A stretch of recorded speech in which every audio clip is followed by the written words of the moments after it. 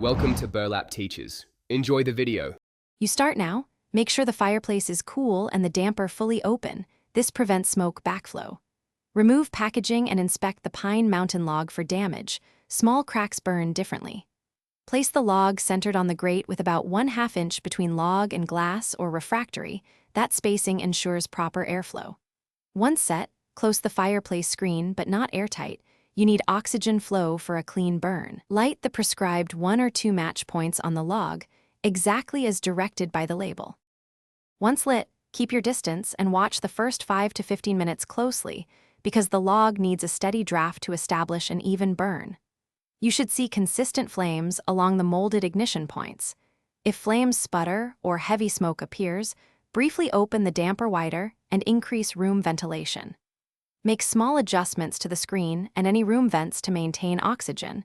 Do not suffocate the fire. Continue to monitor so the log transitions from bright flame to slow smoldering without spitting embers. Let the pine mountain log burn to completion. Wait at least 1 hour after flames die before approaching because residual heat remains. Once cool, remove ashes.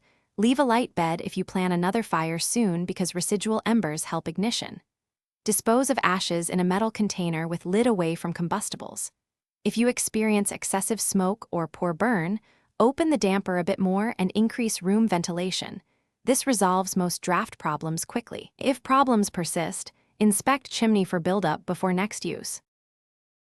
Thanks for watching. Consider subscribing if this video helped you.